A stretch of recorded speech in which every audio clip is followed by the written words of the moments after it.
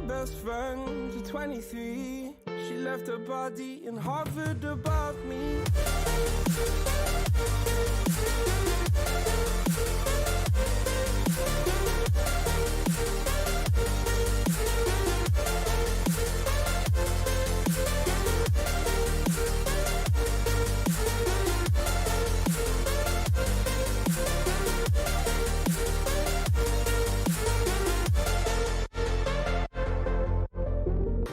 My best friend to 23. I heard the heavens crying above me. They gained an angel, I lost a friend. I felt like dying again and again. I went through hell, stared at death, but I keep fighting with each living breath. I saw no way out from where I stood.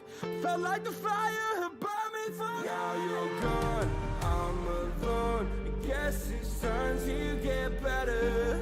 Through the pain, I will go alone.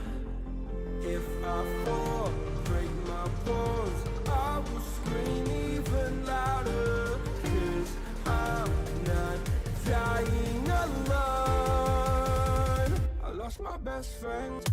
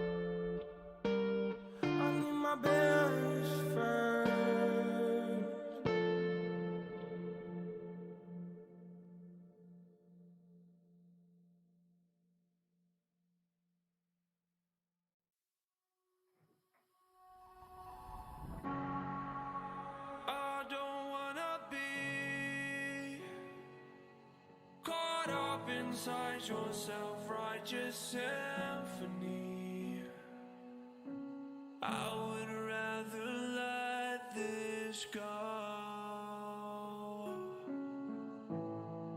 than to bring it up again. All right. What's up, nerds? Welcome back to another Burly Fishing podcast live. Another Thursday. We get to hang out with you. This is amazing. I have so much fun every single Thursday. I hope you guys do too. And I'm excited to talk with you tonight. But guess what? We also got a guest because that's kind of what we do on the show. But we have an awesome guest tonight that I am excited to talk. It is you're one half of a pair. The other half of said pair. Yeah, this is the first half. You will always be my favorite. It doesn't matter what happens from now on. You are here. She was not. You're in. You're good. I might go unfollow her right now. I'm just like, I don't even need it.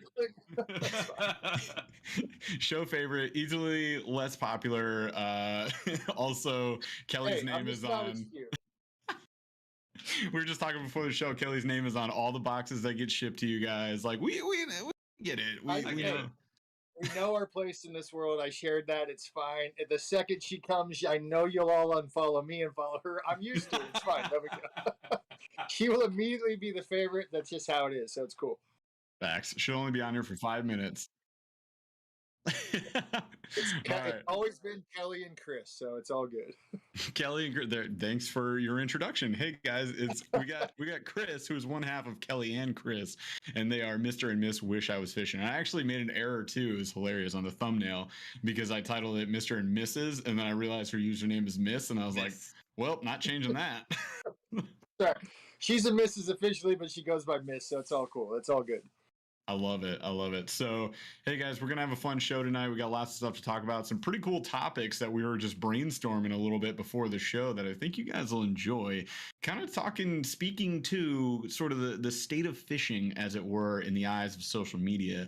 And social media has gone ahead and just reared its ugly head like it typically does and changed a lot of things and changed a lot of minds. So we're going to get back to the fun of it, I think, today is what we're going to talk about, like how to just have fun and get over all the nonsense and sort of the fishing politics, if you will. So let's just say, this episode it might get kind of crazy. I don't know. Maybe some things will be thrown around you disagree with. Hopefully you don't. If you're watching the show, you totally agree with us on this one.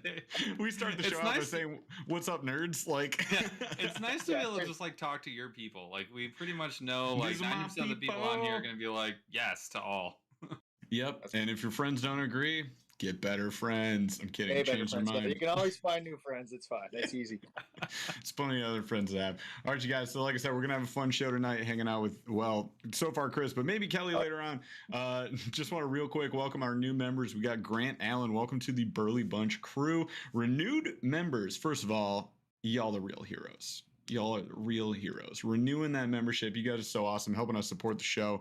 We're shipping out the Snorlax crew shirts, the Ned Rig nerd shirts. We're pumped about that. I'm pumped to just wear mine like literally nonstop 24/7. It's exciting, and they're all limited release, so the only way you can get it is by being Snorlax. But hang around, we'll probably do that more often. This should be fun. But renewed members, we got White Hawk Outdoors, 2 months on the Burly Bunch Elite, Nathan Parliament, 6 months Shart Deucer, Dustin Dixon, 6 months Snorlax crew, B Dooley, 6 months Snorlax crew, Greg Lord, 5 months Snorlax crew, Camp Waffle Stopper, 2 months Snorlax crew, and Debo's Fishing 2 months on Snorlax crew. Yeah, Debo, he sniffed out that we're doing a shirt, and he was like, I'm gonna do that. Yeah, he's like checking it out. Like, I already told Jeff, like, we got you, man. Don't worry about it. I don't know. I was like, I'm gonna send you a shirt. Don't worry about it, dude. You don't get to be a host of the show and not get a shirt. I think that's fair. If you host an episode, you can get a shirt. He's the only guest, Chris, that we've had co-host an episode because Paul had to go and have a baby on a podcast night. Of all nights, you inconsiderate jerk. You need to schedule. I'll teach you all about scheduling babies between events and podcasts. Come on, We've had 6. We had to schedule one between one of our big events for running for breast cancer. I met my wife at the hospital, so you can coordinate those things. But for the first couple, we'll cut you some slack. Hey, at least this way, I have not had any kids during hunting season. So Oh, thanks, bro. Works his calendar back his 9 months, figures it all. Good like, I'm going on vacation for the next 6 months. See ya. He's like Burly Fishing Podcast. Hunting? Oh, I'm not gonna miss that. Friggin' jerk. All right, you guys, you know the deal. If you like the show, be sure to subscribe, smash the like on this video, ring the notification bell so you can see when we post more content, but also, most importantly, this is the biggest step, share this podcast with other fishing peeps, right? If you got some fishing friends out there and you want to have them hear some awesome content, then send them on over. Help some people out. P.S. We're doing a giveaway today, so hang tight for that. It's at the end of the show when we run Slow Rolling Thunder. We will choose a random chatter to win a $25 Monster Bass gift card. And thanks again to Monster Bass for sponsoring the show. Nice. I know that wasn't 90 seconds, but we were bantering, so that's not fair, Paul. No, we messed up. 90 seconds. You did good. Hey, and I'm gonna add, whenever you pick a person, I'm gonna add a pair of fish socks. So whoever gets the Monster Bass, I'm gonna throw in a pair of fish socks. So we're good. Yes, and we're going to talk about those on the show today for sure. If you guys haven't heard about them, go check out Fish Socks, SOX USA. And they're on Instagram, Facebook. They got a shop online, all that stuff. If you want to wear some cool AF socks that look like fishies. I knew you'd have some right there. You grabbed the bass. Look at that! Look at that bass! Yeah, oh my gosh! I mean, we're sporting these. See, I mean, I can even show you. I'm sporting the bass jacks. That we got them all. Those ones, those are the ones that I'm gonna go get. Actually, that's probably my favorite. But now that I've explored, now I want to go get some of these disc golf ones because I feel like if there was a thing that I've always wanted to do like more of, like every time I do it, I have fun, even when I lose discs and suck. I've never left disc golf being like, man, I'm not glad I did that. Like I always leave being like, well, that was awesome. Come back next week, and then I come back 2 years later, and I'm like, that still sucks. You're throwing a frisbee. You don't have to be good. You can play holding the drinks, kind of like fishing. It's perfect. Anybody can do it. So, hey, let's get you some bass socks with the podcast logo. We'll talk about that. So it's good. Yeah. Ooh. Come on, we gotta do this stuff right. No, I need the Ned Rick Nerd socks. That's gonna be the next. I got one for you. We'll talk about some merchandise after. But yeah, if it's Ned Rig and it's nerd, I'm in. Sign me up. That's what we'll talk about. All right. I'm going to make a note right now, and I'm going to get to you, Ralph, for being so awesome. I got you, Ralph. Army_outdoors88. And Ralph, thank you, my guy, for the super chat, $20 coming in hot. And honestly, just supporting the show. We love everybody that does it. Somebody else asked, how can you get a question? We answer questions as much as we can. I did see yours. I'll get to it in a second. But he goes, what's up, homies? Just got back off the lake on my Army base. Is that like your Army base? Are you back like home now? You'll have to let us know. I think he's back home now. And then he can't tell you where. He'd have to kill you. Yeah, that's right. We'd be dead. Got 2 1-pounders on a Guggen Clickbait and the Kicking Their Bass TV rod, which I know is new for you. So congrats on the new rod and the new combo. I'm glad they're working out for you.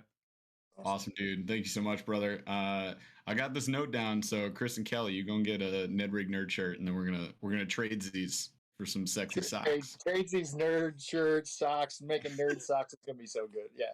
Heck yeah, dude. It'll be so it's a uniform. People don't understand. Ned socks, nerd socks. It's a fishing uniform. Come on, we got this going. We're gonna make it good. It was never a phase, Mom. It wasn't. You know what? I think actually I'm gonna make a note of that one because that's gonna be my next TikTok. I love that. That's really funny, actually. That's so funny. What was where was Gregory? Okay, here we go. So Gregory Whitaker asked Paul and Burly, what do you suggest for a Ned drop shot light rig setup? Price, nice price, good setup. Okay, so I am extremely favoring my own setup, which is the Akuma Saros light. No, it's the medium light. I like the medium light. So it's a medium light rod. It's 7 foot. Is it that there? Well, this is the Akuma. This is the EVX Carbon. I just stole Kelly's rod, is why. I love it. You can't get this reel. One of a kind reel. One of a kind that I can't get, that she won't ever. I have to steal it to use. But it's an EVX, the Cirrus, the rod you're talking about. That's you're right on par with what I'd recommend too. So keep going. Fantastic. They are strong. They're super light. They'll handle any fish, even though it's a medium light. Like you can reel in a monster on that thing, and it's a blast. I have snagged carp on it, and been like, oh no, like on a Ned rig. I've done it twice, and I caught a catfish on it once. So you can catch anything, and that decent, probably my best pike of the year in the river the other day, Paul, or the other month now at this point where we were waiting. Yeah. That was on that setup. The reel I'm using right now is the Helios SX reel from Akuma, which is a 2500. It is the smallest size. It's a 25B, I think, is the size, or a 20B. So it's like the smaller size. You want like a finesse reel. That's a sexy reel right there. So the ITX. The ITX. We need to have a conversation with Dave because we have not seen either of those, and both of those are on my hit list.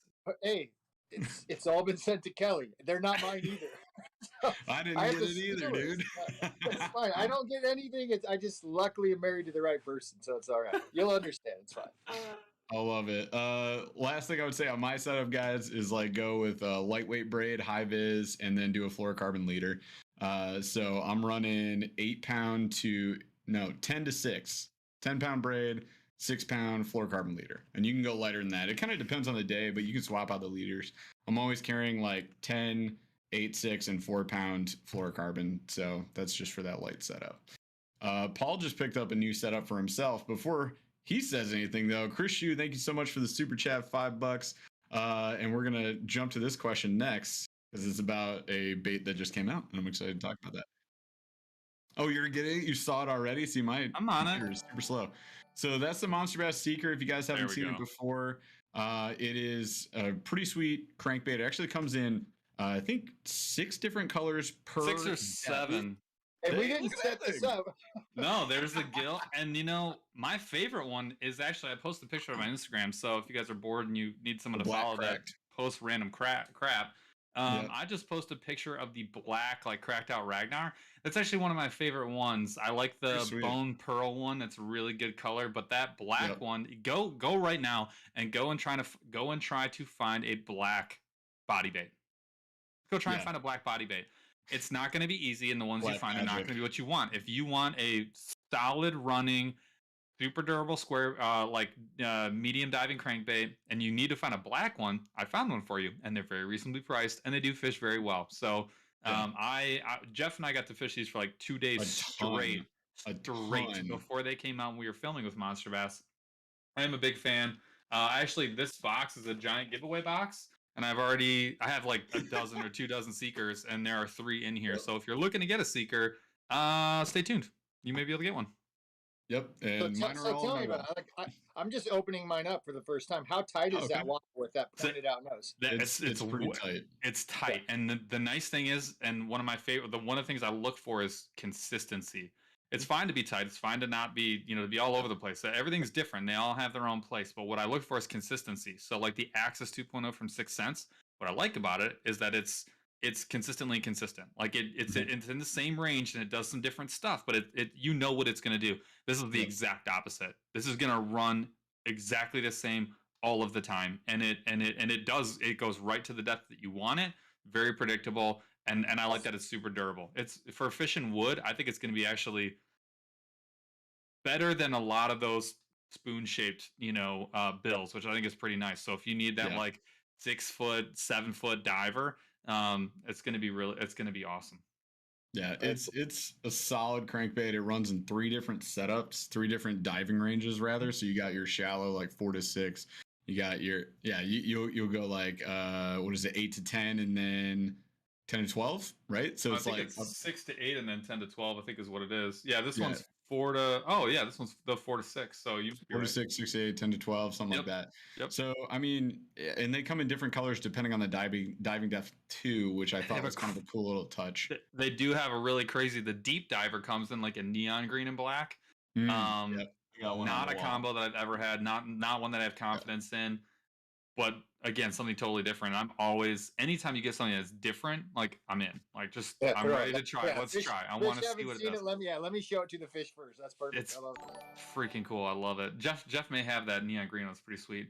We got one from Official. Man, we're gonna get to the show. I promise you we'll get to the show. Green, and it's got a black glittery back as well. It's pretty interesting. I love that. That one was cool. There's some blue too, which is in like 2 of the diving depth ranges. All right, we just got he is now today. Today he is official the Burly hype man _AK_ Jeff's foggy GoPro lens. So he's been watching the videos. My guy. He says, "What's up, Snorlax Nation? Nice job smoking the Chatterdonk Pauly G." For reference, I had a day to end days last week on the water. I was dragging a jig, kind of figured out a pattern, switched to a chatterbait based on that, and I just knocked them all dead. And on my own home lake, I caught more 2 and 3 plus pounders than I've ever caught out of that. It was silly, and then in places I'd never caught them. So that was pretty cool. So go check out the video if you haven't. But being said, my GoPro lens was foggy because I had a polarized cut, like swapped out the lens cover, and those polarized ones from Amazon, they just fog up with the humidity. So I had to go 45 minutes back. Come on, you got to lick those things. I mean, but it's thing. Why didn't I think that? Those are brutal. So I have found that when the temp is up or the humidity is going to be up, or even honestly, if you're wearing on the chest, if your body temperature gets like, if you're going to be heating up, you either got to put them on the front or you got to switch back to the standard lens. They just don't. They're cheap. They are gorgeous. They really are. You can see way deeper in the water because they're polarized. But those aftermarket lenses are just not as good as the GoPro lens. The GoPro lens just have better seals. But no comparison. But yeah, I had to like go all the way back to my truck. It's gonna be like 45 minutes. Took me completely out of like a good positive attitude. And while I did it, Paul caught like 5 more fish. So I came back and I was like, "How many did you catch?" And he was like, he goes, "You're gonna come back with me, right?" I was like, "Yeah, I'll go back with you. I don't care." But then I started going back. He didn't come back. There's this huge shallow island, and I went one way, and I didn't realize that he was going back. I look over, and he's on the other side of it. I was like, screw that. Yeah, like 6 casts. He can take care. You don't need 2 guys to do that. He's got his pouty pants fishing. Yeah. 6 casts later, just right into the biggest fish of the day. Yeah. So it was meant to be. Dad? Hey, Dad. All right. Can say hi to Dad? Dad, say hi to Chat. Paul whipped your son. Oh my god. Thanks, Dad. Brutal assault from the father. So supportive from the old man. All right, so we're gonna get to the show. Cue the D. One of my favorite parts about the whole show. Question you can't get wrong, but you can get less right. Best. This is the best takeout to eat while you're on the water. So like this has to be fast food. I have to have a drive-through window. It's got to be drive-through window. Ooh. You can have whatever you want, but like what would be your takeout of choice if you had to take it with you? Do I have to go to it? Can I walk into a supermarket? No. No, it's got to have a takeout window. That's the rules. We can do a gas station store. We can do a gas station version. We can do a gas station version. This is a different version. If you're hanging out with me, if you can't eat out of a gas station or 7-Eleven, we're not going to be friends for very long. But like if I can stop by a grocery store, if they do the pre-made sushi, like I'm a big poke bowl guy. So if I can get a poke bowl and I'm out, just something a little unique and different. Oh, shoot. I'm just going to throw it out there and say, it's got to be, I'm California guy, so it's got to be a burrito of some sort. I'm going to say Jim Boy's burrito. And most people are like, I don't even know Jim Boy's because like Northern California. I'll take you a burrito. Just a good burrito. If you're going fishing in the morning, a breakfast burrito. Oh yeah. Well, I was going to ask what kind. What kind of burrito are we? I'm just going to say, I mean, this is hypothetical because around the nation, like this guy's insane. But if I can get a burrito afternoon, if it's fish would be great. Fish in the burrito in California is like my favorite. But if I'm going breakfast, has to have eggs, has to have crunchy bacon, and some kind of crunchy hash brown inside. If you've got those ingredients, if you don't have any of those 1-3, you don't have a breakfast burrito. You have a piece of garbage. Like you don't have. Even Taco Bell makes a grilled breakfast burrito. So if you got to just swing in Taco Bell, like we're going bottom of the barrel, but I'm fine with that. Hey, we all need to visit the bottom of the barrel sometimes. So go for Taco Bell breakfast burrito, and you're having a good day fishing. So that's it. I'm with it. I think I got that question right. Like you said, maybe. It's not wrong. Not wrong. There's definitely good. Well done. There are wrong answers. That wasn't one of them. Yeah, wrong answers would be like Wendy's soup. I'm like, I just put my friend down. A solid Panera lobster bisque is my go-to. And that would probably be all right, but no. So if Kelly was here, it would be like a Panera the Goddess salad with the lobster bisque soup. So it's fine. Hey, that's a good thing she's not here. That would be right, but it's fine. If she's like it would be vegetarian something, and it'd have to be organic. And if we go by Taco Bell, she just kind of look at me funny, but she can got a drive-through window, so it's all good. That's an acceptable answer. It's funny. So my dad in chat just said I used to get the good old wet burrito at this campground where we used to like fish on Lake Huron. And I can say there was no drive-through at that place. Very small town. And I wouldn't be taking a wet burrito out on the water either. With your, I don't even know how you do that. But we're spoiled. We have a little sports lounge here. We can talk about our local lake. And one of our favorite things is to go up and get takeout food, chicken tenders for the kids, the salads, whatever, and going out and fishing with food. It's just so much fun. That's the best. So taking out food out the water. It's the only way to survive. We get really grumpy midday, especially if one of us isn't having a great day. So if one of us is mad, the other one will typically like, hey, bud, need a snack? It might be worse than that. Yeah, that's what it'll be. Be like, dude, you need a snack. Like, dude, you need to eat something because your blood sugar's low. You need the 5-minute Snickers break. You absolutely do. It'll be like, bro, eat something. You're annoying me. So my choice would be, I'd say morning. I'll go with your morning idea because I like that a lot. I actually like the breakfast crunch wrap. California style with guacamole on it. That is a blasty for the mornings. I would do that, and it's one of the ones that doesn't make me blasty later on. So that's especially like kayak fishing or whatever on a boat. That's tough. I ain't got time for that. Skilled. Well, very stable Hobie 360s. So for like later in the day, honestly, I'd say Jimmy John's. Like I can just get a gigantic, like a JJ Gargantuan and just like hammer that later. And I can eat it like throughout the day because I'll just get the biggest one they have. You know what? The Jeff and I had a Crunchwrap Supreme episode when we were fishing with Monster Bass earlier this year. We got that Baja Blast Freeze.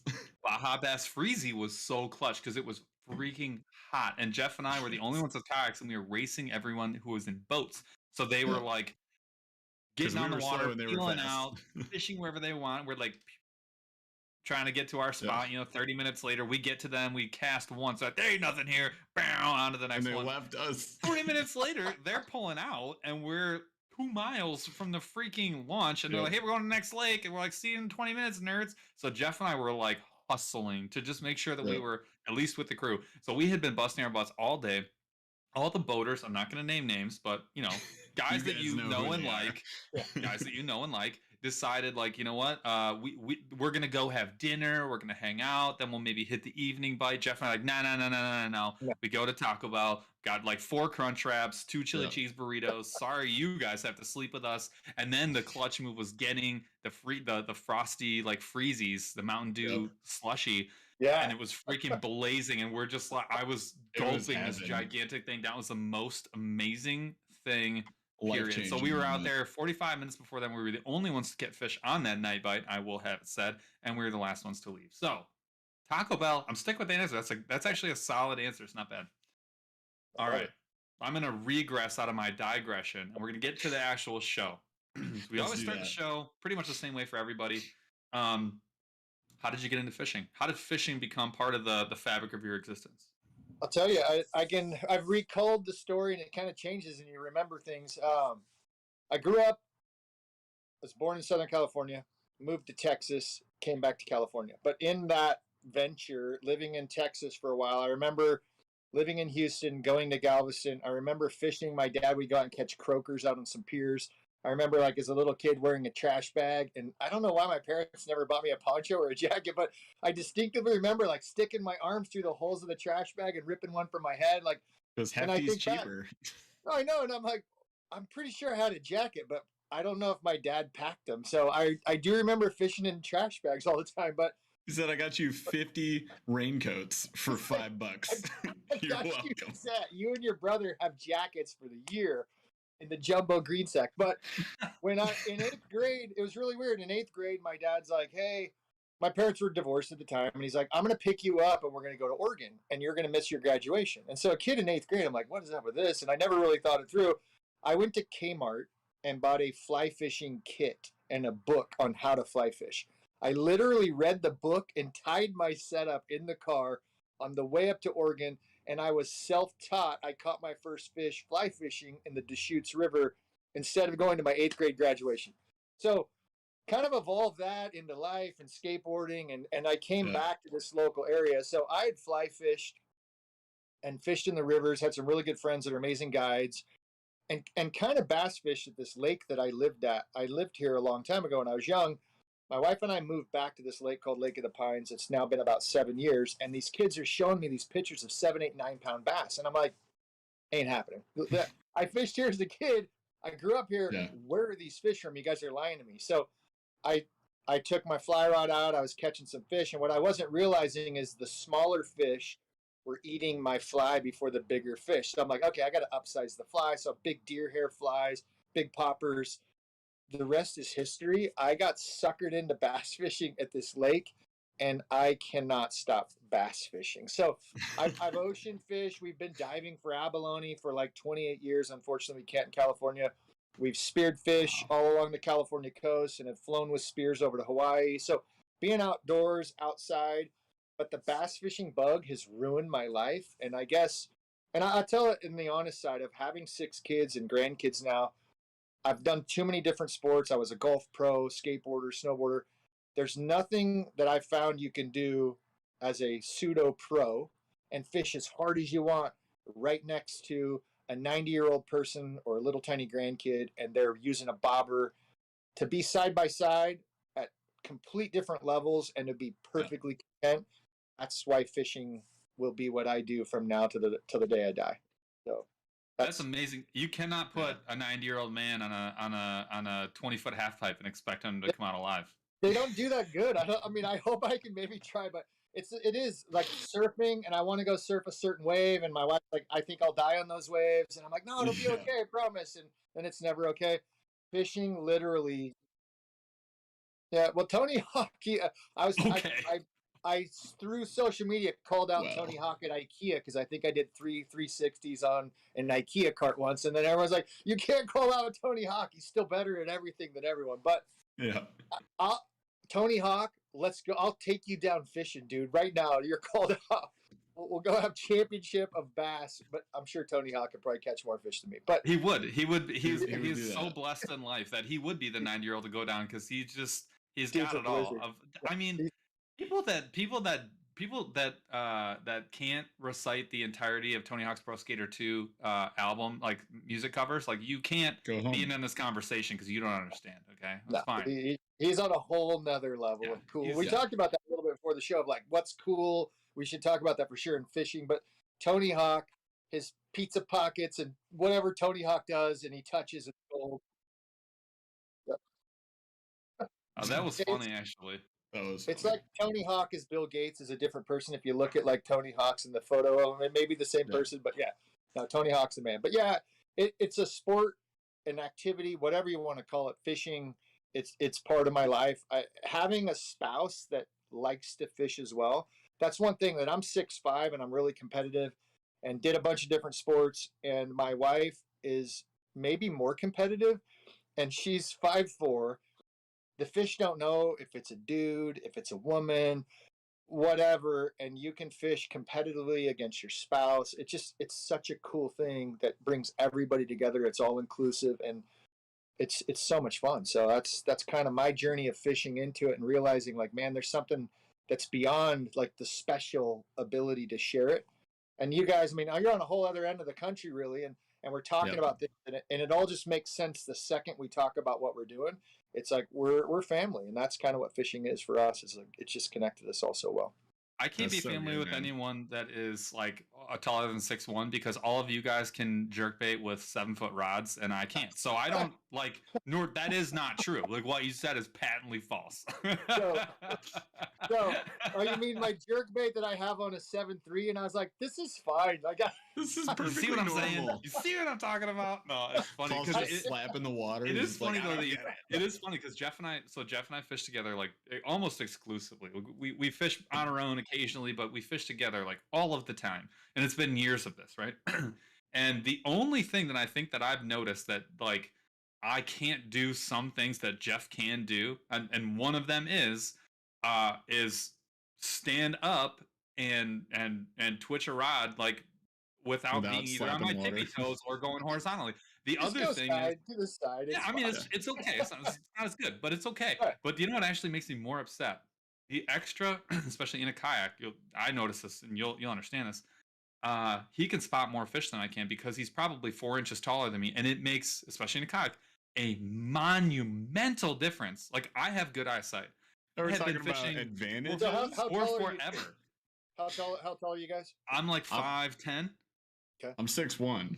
Like I'm 6'5". So that's like and it is true. Like I can see fish further, obviously, but I'll tell you, when I hold up a fish, I wish I was 5'10", because a fish in my hand, they're like, oh, that fish looks. I'm like, I'm a giant. Like the bass fishing dude, like he's literally 7 feet tall, and he's holding up minnows all the time. Like fish do not. When Kelly holds anything, it's like that fish. I swear is 6 inches and looks 4 pounds.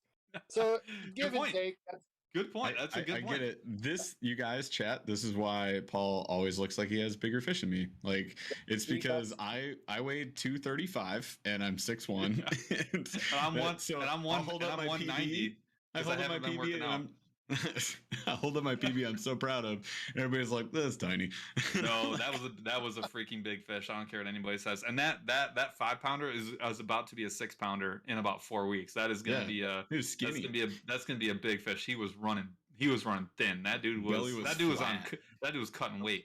You see the picture? Belly just folds around my hand. I was like, no, I need that football. That was a nice fish. One that I will also give Jeff. I casted right over that fish 14 seconds before he caught it. So, you woke it up under his cast. I was like, it was early. Right it was early. All right. So I'm skipping all the other stuff that we're going to talk about because I want to talk about something that when we were kind of going before the show. This is the setup questions. The setup question. What is the only cool way to fish? That's such a good setup. I'll tell you the coolest way to fish. That is such a lame thing to say. I love that you did that. No, and that's why, honestly, and I brought that up. The coolest way is with a Ned rig. Are you kidding me? Like, what? Of course, everybody knows that. Like, he gets it. Welcome, nerds. And I won't say a name of a pro that I met. And I mean, I could allude to his name, but I'm going to tell you 2 quick stories, and I hope I don't take up too much time. You take up all the time. This is your show. All the time.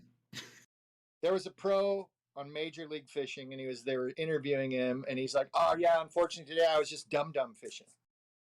And I was like listening to his interview, and then I messaged him and I said, "Hey, you're referencing dum fishing, and your technique you were using as quote dum is how my wife and my kids fish. Please don't call it that in the future." Yeah. That was just a nice, hey, not going to be mean, whatever. Like, maybe you're just overthinking this in your quest to be super cool. And back to, you're not Tony Hawk, like really, like you're not doing a 900 first, whatever. But, and some of these anglers are cool. I mean, you're making millions of dollars. That's your livelihood. I went out fishing one day on my lake, and this pro doesn't live here. He came in under a guest pass, and it's fine. He was out fishing, and they were doing pretty good, and he asked me how I was fishing. And I said I was using a Ned rig. And he goes, "Oh." And he did this whole thing where turned up his nose. And I said, "Oh, you got a problem with Ned rig fishing?" He's like, "I'm not really. I don't like that." I go, "Oh, so you don't like catching fish?" Hate it. And I just kind of waited for the answer. He's like, "Oh, I'd rather spoon fish." I'm like, "Oh yeah, catching fish on spoon's cool, but why is Ned rigging not as cool as catching him with a spoon?" And he just kind of sat there and looked. I don't think he'd ever been questioned. I was just like, yeah. Everybody's like, yeah, Ned rigs suck. Yep. Yeah, Ned rigs are so lame. Like it has a weight and the hook's connected to it, so that's stupid. You're like, what? But it's way cooler than a Ned rig. Way cooler. I laugh at all my friends because I don't use a Ned rig, man, but I use a shaky head like nobody's business. And I'm like, what? So you have you mean a tall Ned rig? You mean a long shitty version of one? Like, I don't know. Less capable Ned rig? I love it. I laugh. It's funny. There is this whole mystique, and I like the setup of what's cooler in California. If you don't throw a big swim bait, glide bait, whatever, like why are you not here? Yeah, come on, you're not. Eat it, hoser. So here's what I want to throw out there, though, is like in the quest of that, and this is what I want to start. Maybe I launch it right here because like podcasts are super fun. Catching a fish with the fish that's carved and looks exactly like a fish. I don't know if that is as cool as this. Catch a fish with a crescent wrench. Like I want to make I'm going to make the socks. Like take a split, like do something cool, drill into the end of the crescent wrench or maybe a double box end wrench, put a treble hook on it and go spoon with a wrench that's not designed for fishing. And then that is cool. Like if you're good enough to catch a fish with a freaking crescent wrench, I always think of dodgeball. Like if you could dodge a wrench, you can dodge a ball. Like that's in my brain always. This is what the bass were saying. Like, and I tell my wife, I'm like, I always have these bad explanative words. I'm trying to be family friendly. It's like a freaking, if you can catch a fish on a crescent wrench, that'd be something. Catching them with swim baits. The glide, like I was all freaked out like a geek the other day, and I had 3 big takes on the G-Rats bait, and I'm like, man, this bait got 3 takes. I spazzed and didn't set the hook on 2 of them, so I only got 1 to the boat. Getting a fish to follow and then to twitch it correctly to instigate the strike. There's so many cool things about that. I understand not doing anything with a wacky worm and letting the fish take it and you react to the line moving. Who cares? Like, go fishing and have fun. Like that's the thing with me. It's like, Yeah. Is it important enough to fill your live well with fish? Give the fish what they want. That's what I always tell people. Like, catch the fish. Then if you want to make it harder on yourself, make it harder on yourself. Go for broke. But that's like, Try okay, crazy so this stuff. I always go back to hunting because I started hunting, kind of at the same time as I started fishing. And hunting to me is so much harder. Just to me, not in general. Just not. I'm not making a statement about fishing. It's just to me, it's so much harder to be successful, and you because you have less opportunities. I mean, you just do. Like you just do, and people will look down on you if you're not hunting a traditional bow, right? They'll be like, "Well, you didn't make that out of sticks from your backyard," and I'm like, I'm not by fishing a recurve or by fishing the newest space age bow or by shooting my shotgun. Like I'm not saying that shooting a trad bow is not harder or cooler. That's neat that you were able to do it that way and that you like to do it that way. But I'm hunting in the most efficient way possible so that I can make sure that when I shoot my deer, it's going down and it's not going to be flopping around for a while. And also, the hard part about hunting is not the shooting. That's not the hard part. Right. The hard part about hunting is right place, right time, taking advantage and being poised. Like that's the hard part. The hard part is knowing where the deer is going to be and being there before they are. Like that's the hard part. And I think that's the experience you're looking for. Like if your experience is, I'm going to carve a stick and go and stab a boar, the experience of finding the right stick and whittling it or what, like I'm right with you. I have a Matthews Creed bow. I went from a $20 yard sale bow that was a recurve that was horrible and isn't strong enough to really kill an animal. But my father-in-law is way into shooting bows. I am not cool enough to go and hunt a grandpa-made recurve. Of course, I'm going to use something that's most effective that has sights on it. It's exactly like take your sights off your bow. Let's make it really hard and make sure you wear clothes that are stinky. Like don't wear scent lock camo. Go in your Cheeto pants. Yeah. Smoke a cigar the whole time. Driving your huge loud truck and make sure you honk your horn and scare every animal within 300 miles of you. Bring a 5-year-old with you. It's just one of those weird things of like, how hard do you have to make it before you can feel like you're cool? Before it's real. And that's the biggest thing that you said there right at the end, where you said, before you think that you're cool. And that's the thing that kind of gets me is like, I'm not making a statement that it's not cool that someone goes and does something awesome like that. If you go and catch fish on swim baits, I can't do that. That's really cool. Like, I think that that's cool. Not yet. I do. I think that's great. Like, if you can do that, I'm like, dude, that's awesome. If you can shoot deer with a trad bow, like, that's freaking cool. It's really hard. It's way harder. Like, that's cool. But why is it not cool to, like, be at a different spot? And that's the same thing with kids in high school. That's the same thing with people on social media. They're like, oh, you only have 10,000 followers. I have 100,000. Well, not, I can't be cool. I can't enjoy this. Like, you got to be a jerk because and that's just like people being people, and people suck. I mean, like, most people suck.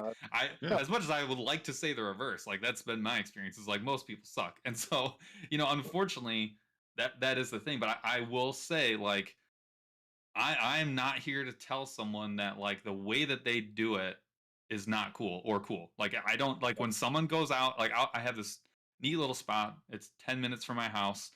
In any summer month, I can go catch bluegill on command. I mean, like, legitimately on command, just because that's where they are. And I bring a worm and a bobber, and I let my son, he just wants to reel the fish in and he wants to throw them back. Like, he's 2.5. That's all he wants to do. And he has so much fun, like, so much fun. If I saw me doing that, and me by myself doing that, and I walked up and I had all my stuff and I was ready to really hammer him to death, I would not be like looking at that dude being like, nerd, get out of here, you dork. I'd be like, that guy wants to catch fish today. That guy's smashing so many fish and he's catching. Period. I'd be like, that guy's having the fun that I am out here to also have. He's just doing it his way. And, like, I would hope that that's how, like, ultimately talked about fishing kind of being like family, right? And because there's like a shared understanding. Like, you go to the you go to your favorite spot, you're gonna see some, some people that you see consistently, and you're like you're all gonna know what's going. Then you go to a spot you've never been to before, and you're like, oh, I know what that guy's doing. He's going out there and he's gonna go look for carp today, right? Or that guy's gonna go. If you go to the shoots, like that guy's gonna go. He's gonna go try and hammer some trout, right? And he's gonna, whisper walk his way out there, and that's like you get that, and it does suck though. It does suck when someone gets on TV or gets on Instagram or gets on wherever and is like, ultralight fishing. Would you go catch a sucker today, you dork? And I'm like, yeah, I went and did that all week, and it was amazing. Yeah, it was fun, right? I had so much fun, and I'll do it again tomorrow. Like the problem though is when the influencers, right, or the pros say that. So for your example, Chris, right, the guy saying like dum fishing, or when people call a spinning setup a sissy rig, right? Like that's, if you like using a spinning setup, like, which is the only way I Ned rig fish, obviously, like, and I love to throw a Ned rig in a drop shot. You don't power Ned, bro? I don't power Ned, bro. Like I'm throwing those half-ounce Neds on my medium heavy, mock crush. Like that's not how I roll. And that's, I mean, it's definitely better for the technique anyways, but you can't just sit there and be like, spinning rigs, which have existed for a bajillion years, are trash. You shouldn't throw them. They're sissy rigs, right? You know what I mean? Yeah, until you go from bass to inland, like if you go to Florida and you're going to catch snook, and then you're going to catch other redfish, and then you're like a bait caster. Like what are you guys going to ever? Are you going to really fish and get a real rod and reel? So I've had the conversation because when we're making socks, and I'm talking to guys running charter boats, and they're out in the salt water. They're like, "Oh, that's cute, you guys bass fish." You're like, "You're a pond scum." Oh yeah, that's. And I'm like, then this whole battle of like, yeah, well, their boats are worth 200. I mess with people because like their bass boats are worth $500,000. It's like, your starting boat to even go in the ocean, I know, starts at $500,000. That's not just exactly. dry. It's a joke, and they're $2 million or $10 million. I just your 4 engines, right? So it's like when people elevate themselves and discredit someone else. That's all I just want to be that voice of people. Like have a voice of reason. I shared. There's a gentleman on our lake, and he's 87 years old. He literally drives a golf cart with a dinghy and launches himself 3 days a week and fishes. So he's like my idol. If I could be that guy someday. 87, he works at Bass Pro Shop because he's bored. He caught his PB. And I mentioned, he's like, Chris, it's a bummer I caught it wacky rigged. And I was like, why? What?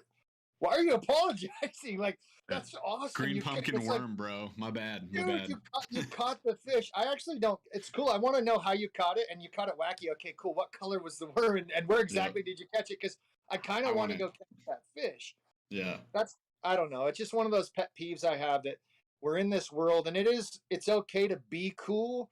And I love like the quest of like, I mean, I'm a grown man that still, I believe in my mind I'm 18 and I'm turning 40, like this month, like literally October 19th, I'm turning 49.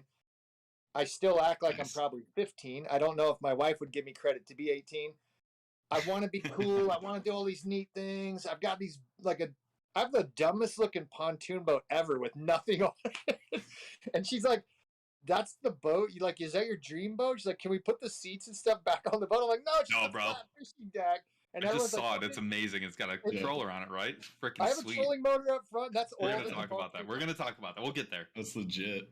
But in our quest to be cool, as long as we can be sensitive, to be kind and to be friendly, and the reality is when the pros have been jaded and they work their whole life and fishing is how they've made their living, literally, they were just geeky kids with bobbers at some point, fishing a split shot probably with some worms. And so if we can just sometimes remind ourselves of like, that is still so cool to be able to have the free agency, to have the time, and to not be starving, or to have your house being bombed, or wherever else everybody is in this world. We're literally going fishing.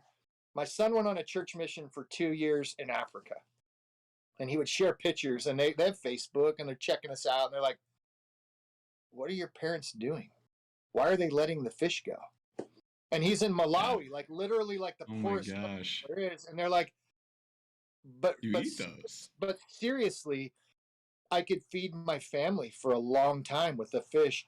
If we can't remind ourselves that every once in a while, like, we are so fortunate to fish for fun and to let the fish go. It's like, you should probably feel really bad about yourself if you're every time you let one go now, I'm gonna feel terrible. Thanks. Jeff and I have had this conversation where, you know, if someone went to my social media account, like as much as I am myself on there, and I very much am, like I'm not like trying to be cooler than I am, but like there's certain things that like, you know, we treat it like a business, right? And there's certain things that you got to do to be successful that I would never do with my own like personal account, right? I wouldn't have a personal. Let's be real, I would never have a personal account. I still don't have Facebook. Nope. I'm never gonna get one because I deleted it. Grid. I deleted it.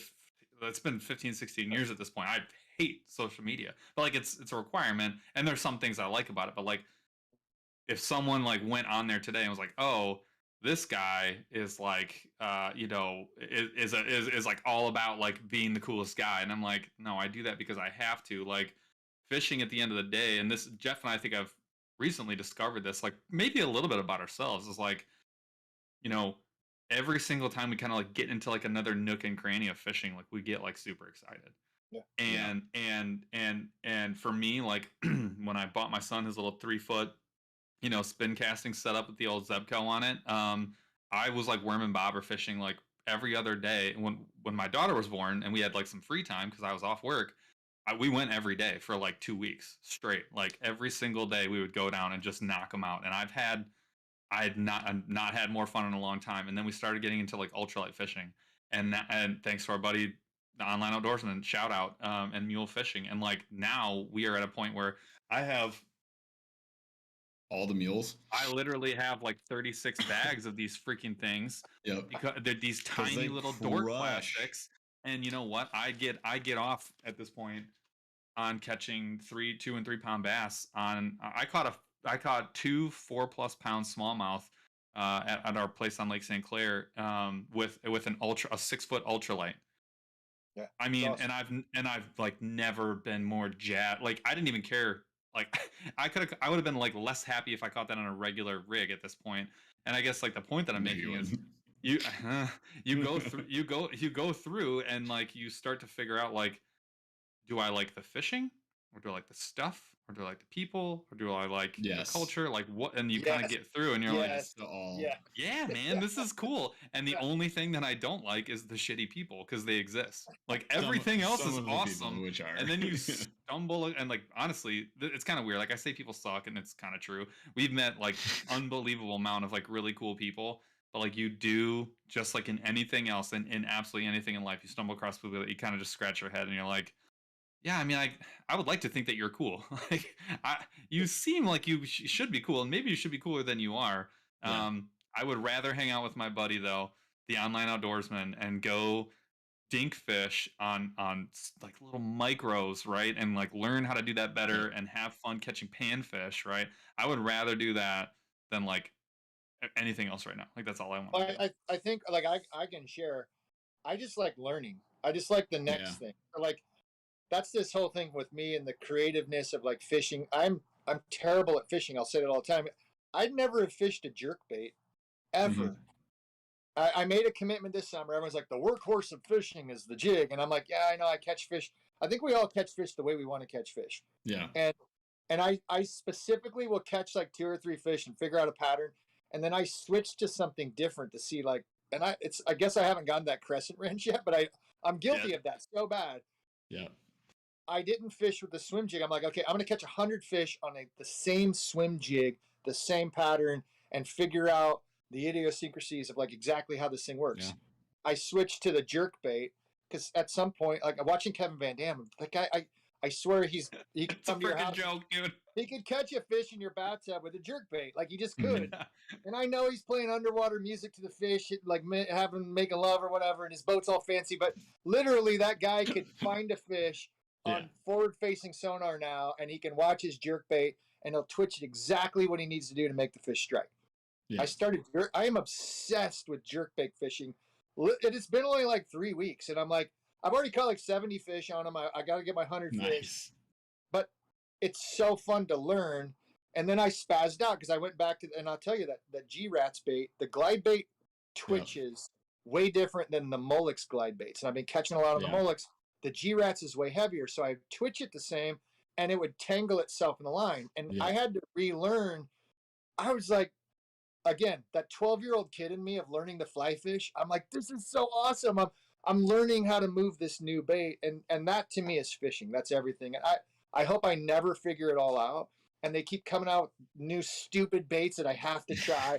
And Monster Bass keeps sending these things. It's like, yep. People are like, why do you need a bait? Like, why do you want Monster Bass? I mean, to give them a plug, it's like I would never go out and buy some of these things, but now I get them in a bag, and I'm like, I guess I have to try it. That's why I asked him, like, how did that thing work? I'm super excited because there's an application for each thing and a reason why fish are eating it. And I'm just obsessed with learning as much as I can. So for me, that's that never-ending goal to learn everything. I think fishing is cool. It's all cool. Some things are cooler than other things just because I think it's cool to do the thing that's harder because you're already good at something else. Yes. But like, okay. But that doesn't make it uncool. Like but that's what you miss. That's what that person that goes, okay, somebody that goes like, you Ned rig fishing. Like, I don't go back on where my bobber guys that I, and go, oh, dork. Like, I know exactly what that person's doing. I'm like, that's sweet. With your monocle, and you're just like, excuse me, sir. No, I don't do that. And that's the difference. Like, so Jeff will go out and just knock him dead on a Ned rig. And I'm the stubborn guy who will not time the Ned rig because I want to do it myself. I'm that person, 100%. So I totally get that. But I don't look at I'll Jeff. Just live my life. I don't go over to Jeff and I don't go like, what are you doing? Like, you only caught him because you threw short deuce. I know you can catch all the fish with that one. Don't tie that. No, I don't. No, I tie on a jerk bait because sometimes he wants to. That's a confidence bait for me. So I'm gonna go try. Cooler. You look so sexy with the jerk bait. He's got a stupid little Ned rig back there. I mean, nobody thinks he's cool. You see what I'm saying? But like, I'm not like sliding up next to Jeff. Like, dude, put that away, you dork. Like that. We know that works. We know that work. No, like you're there to catch the freaking fish. Like, and like, I'm not upset about the person who doesn't. I'm not upset because they don't like Ned rigs. I'm not upset at that person because they don't fish Ned rigs and they only fish buzz baits. I'm not upset at that person at all about any of that. I'm upset that they can't do the same thing and look at the way I fish and be like, oh, that dude's like catching fish on a Ned rig. That's pretty rad. Like he just, what is wrong? Why? And you know what? It's worse than that. It's like, why does it have to be a negative thing? Because again, if that person if we were both fishing the same spot, like, are you going to be mad that I didn't do it with like your favorite bait? Like, what in the... It changes really quickly when we're both fishing to feed our family. And I'll tell you, if we go to a spot to feed our family, I'm probably going to throw a wacky hook Neko rig set up, and I'm going to catch my fish, and I'm going to get... So, because my beautiful wife isn't right here, so Kelly'd be hanging out here, and she drop shots. And this is her... I wish you could explain it this way. And we laugh about it all the time. And people are like, you got to get that drop shot rod out of your hand. Blah, blah, blah. Okay, cool guy. Here we go. Yeah. Mom of 6, homeschools her kids. She has a lot of things to do. Mm-hmm. She loves fishing. If she could be given the opportunity to be on the front of the boat, and I always tease, like, there's a reason I always tell her butt's too cute. She can't be on the front of a boat because it'd be weird. Major League Fishing, like, what are they going to look at? Like the camera? Like the camera only has like a pan line. They're like, keep like camera guys like stopping it.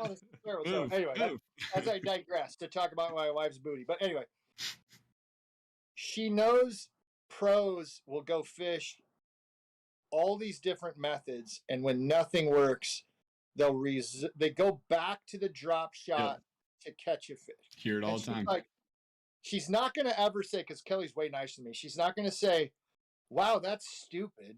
I'm going to start with what works the best. But that's what Kelly says, but she would never say that without saying it. No, I got you. It's like, I'm going to go fishing because I have a short window. We'll go, what people don't realize, man, you guys always fish. Yeah. Like, yeah, because my life's convenient. I hop in a golf cart. I drive literally 200 yards. I can get on a kayak or on my sweet new pontoon barge. I don't know what to call it yet. And we can go fishing for 35, 40 minutes. And she'll throw a drop shot and catch 2 or 3 fish, have a blast, come home. We're doing dinner. Make dinner, live life.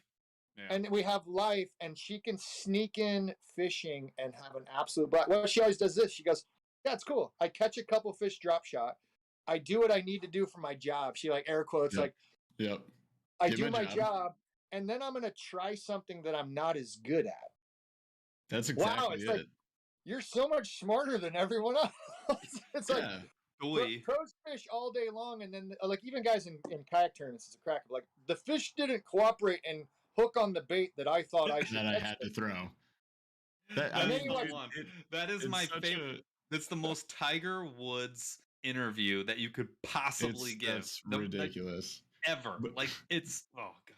But like the point is though, like I'm glad you brought that up because we have such short time too. So people wrongly think that Paul and I fish all the time, which in reality we fish 6 hours once a week on a weekend day, and we sacrifice quite a bit to do that, like getting in trouble when we go home and like having to knock out all our chores and stuff. But like, yeah, I mean, I like her mentality of that, of like, oh, everybody ultimately resorts to this, or I ultimately always have a Ned tied on. There's always a Z-Man Coppertruce or a mule fishing on my ultralight, like ready to go, so that when I try to make that one bait work and it just doesn't, or I haven't figured it out yet, I can go catch a confidence fish, feel good about it, not feel bad ever, even if it's, you know, the tiniest fish that I've ever caught in my life, which was on that finesse square bill from 6 cents, where I just speared a minner. I saw that. That's pretty good. I was like, count it.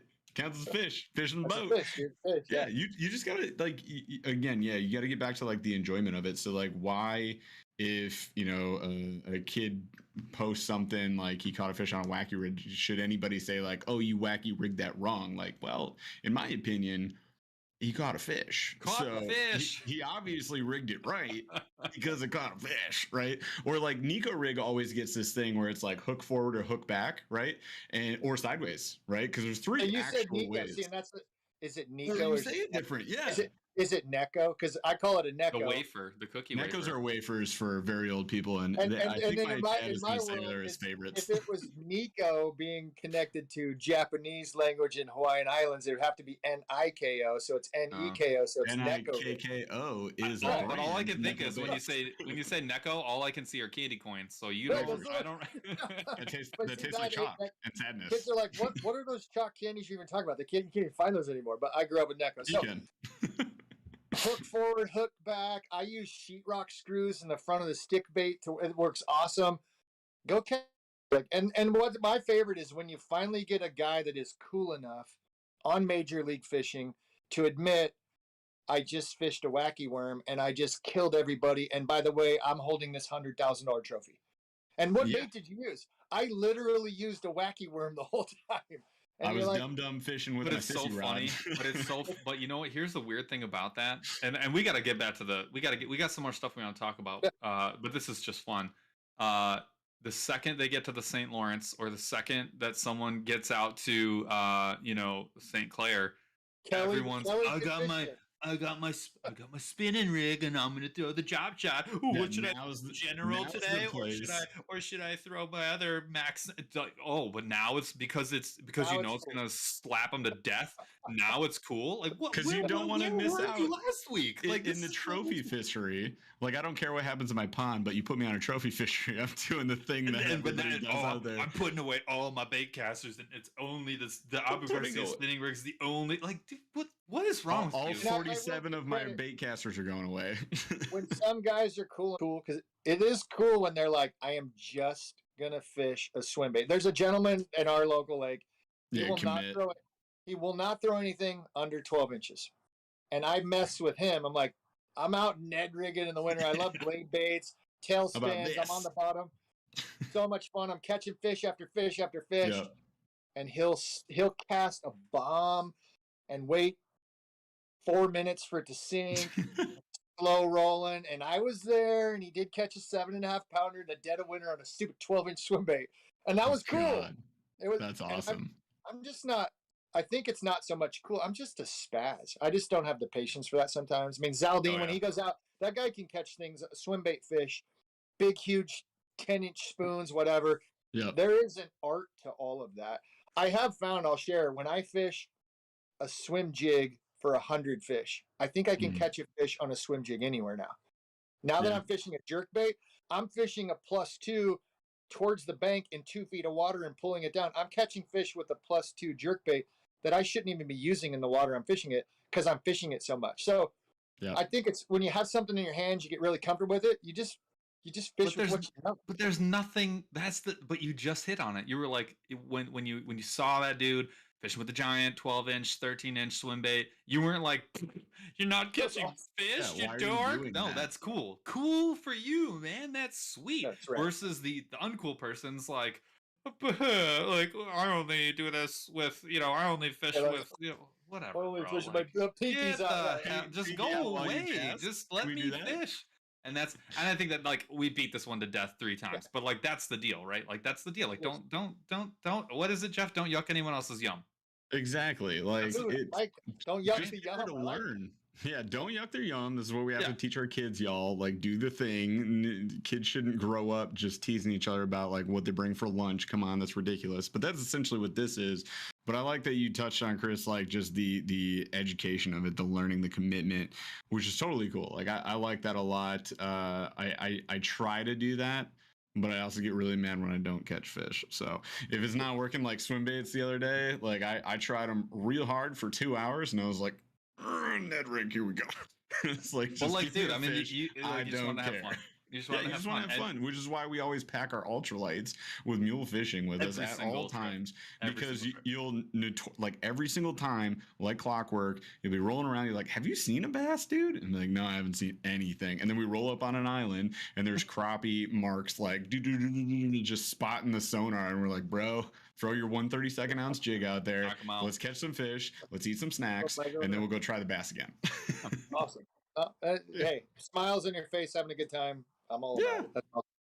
That's cool. Exactly. So we touched on the sock game, and that probably made no sense to 80% of the people that were on the show if they're not following, or if they're not following the click here. So tell us about the business, and then also though at the same time kind of paint me the picture, because I'm always interested in people who are doing what we're all doing. I'm always interested in like, how are you cobbling together dinner on the plate? So like, tell me, where does sock business fit into the hierarchy?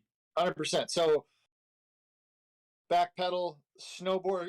This will be from high school, snowboarder, competitive, needed a real job, got married, became a plumbing contractor, kind of retired from plumbing, owned a plumbing business for years, built a couple houses with a person, became a golf pro, was teaching golf to a gentleman that owned events, became an event director, putting on triathlons, paddleboard races, worked with Susan G. Komen breast cancer, put on events with like 27,000 people in 7 different cities, worked with Stanford University. I've been an event producer for the last 17 years. So we own the Sacramento Santa Run. Everyone gets a Santa suit. We make you look like Santa, but we force you to bring a present. So you have to act like Santa when you come to our race. Milk and cookies at the finish line. So I was doing events, fishing on the side. I would announce the kayak bass fishing events. I'm an event announcer. I own tents, sound systems, all these fun things. COVID happened. COVID didn't like people to get together with events. So my livelihood, 17 years, I'm one of the only industries that still isn't really allowed to operate. So running events, triathlons, paddleboard races, all of that was thrown away. So we're like, sweet. So we got 2020. We're fishing on the side. We're kind of influencers. We don't have an income, and I still have a family to provide for. So I'm like, hey, Kelly, I had a hat made like 7 years ago, and it was from a fish that we caught, and the sublimation dyed a hat. Like, let's sell hats. And I'm like, nah, everyone's head's different. I have a big fat head. Let's do socks. And I swear, Kelly, I promise you, we're going to do 3 species. We're just going to do bass. We're going to do largemouth bass, smallmouth bass. We'll do spotted bass. Nice. So Kelly caught this fish. I partnered with the guys that make socks for some, I won't throw them under the bus, but they make socks for a lot of big companies. They were going to print our socks. During COVID, they switched to just printing masks. So I'm like, strike 2, strike 3. Like, well, and to be fair to the temporary mask printer, right? I'm a buyer, and I at the time for a huge company was buying PPE for my company. I'll tell you right now, you could have bought a mask for a less than 100th of a penny in 2019. If you wanted to go buy a mask in April of 2020, you would have paid about you probably would have paid anywhere between 6 and 8 cents per mask. So that is like a 200,000% increase. Ballpark. Those guys did really good for themselves. So they did. So it's a business decision. It's all about business. So I was faced with this idea of printing on socks. What do we do? Can I buy sublimation printing gear? Can I be a print shop?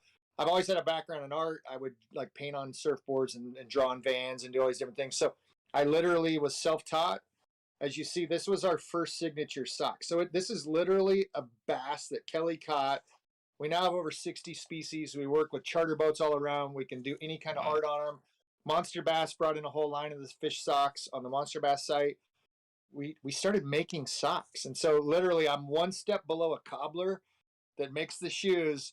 We hand print every sock. So at our house, we set up a spot. My kids are working with me. Their friends are coming over.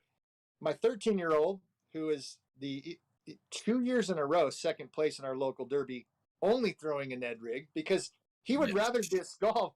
And he fishes with an orange head Ned rig because he loves the color orange, and he slays it. That's awesome. He got us into disc golf because I've been playing disc golf with all my older kids when they were young. We make disc golf socks. We make for some of the biggest brands in the disc golf industry. I just opened up a distributor in Canada. But today I drove down to Marin County because the Marin County Triathlon we started like 14 years ago, that event is coming back on Halloween. So I'm going to announce the triathlon in Marin on Halloween, kind of doing events. They're talking about cobbling it all together. Yep. I came home today from that event. We're looking at because we shut down the roads. We work at the police, the fire. I'm a certified trash collector in San Francisco. Trash has to be recycling and composting. It's mandatory. All the weird logistical things to do with events. So that's my true background.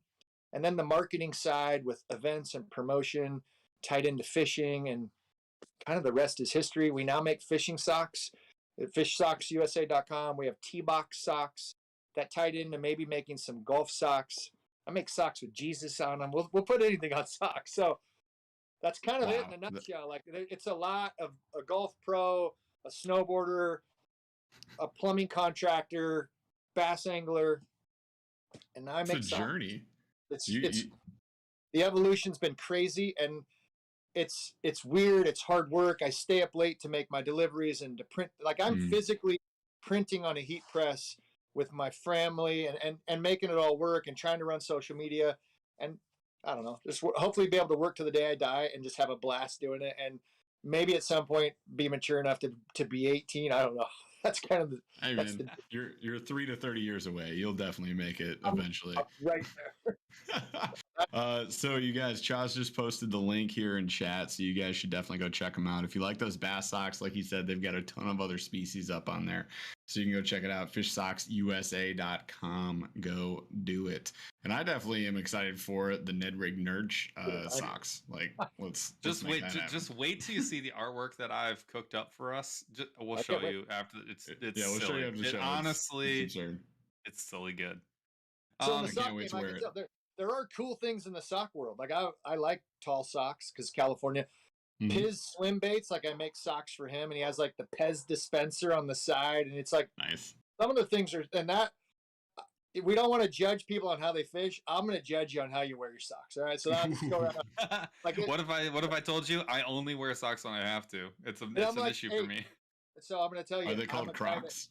I live barefoot and I make socks for a living. So but I'll give them a pitch. These were designed for basketball. I'm going to send you some, and you're going to put them on. And you're like, I can dig that. I can wear those. We make knee high. I'll make you a pair of knee highs. We have no shows. We have low. Like no, I want the mids because Jeff and I both played rugby in college. Yeah.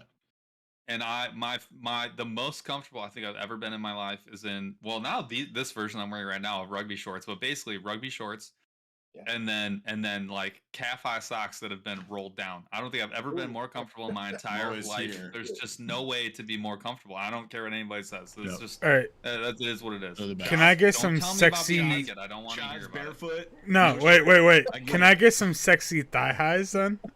Thigh highs. They're gonna sew like 7 pairs together for you.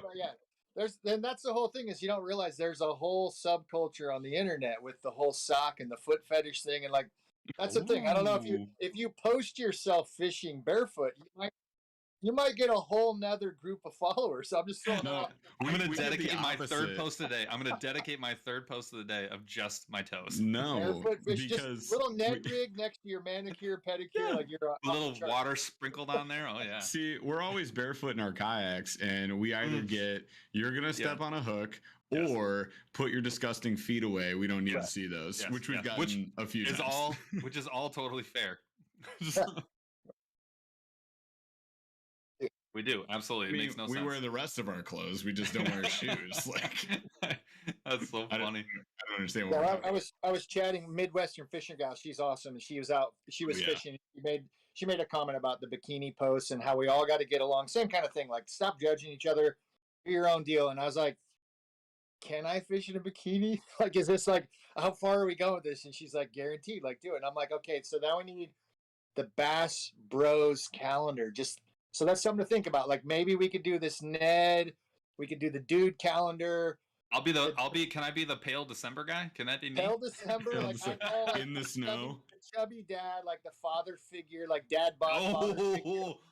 You gotta get rid of this though. You gotta just go mustache if you're gonna do that. Drunk uncle. Oh no. Drunkle. That's so funny. Wrong calendar, Josh. I think I will lay on a hearth with my fire going. I'll be like this, and I'll have just Ned rigs like in between all my fingers, or maybe I can just hang Ned rigs from my beard. That would be good. Ned Prince, I like it. The Prince and Ned rigs. We're good. So funny, dude. All right, so we gotta hit a couple of things. I want you to run down the fleet for me. So again, if someone's not following you, they will not understand that you do have a fleet. It's not a conventional fleet. It's not conventional. It's an unconventional fleet, and I'm the most unconventional. So people need to know what are you running in the water. So that weird background of think of a skateboarder, snowboarder, paddleboard race director. I was fishing literally off of a racing paddleboard, so super narrow. Most people have trouble standing on them. Wow. And I would paddle out, and I trained for raising money for breast cancer. I paddled 40 miles nonstop in my lake. And as I'm paddling, I'm seeing where all the fish are. I started fishing. I started working with Fish Stalker. It was a pontoon-shaped paddleboard, super stable. So I was fishing in the Delta, like 30-mile-an-hour winds, doing pretty good in the tournament. I had a dumbbell as an anchor, and everyone is like pedaling in these stupid kayaks with pedals on them.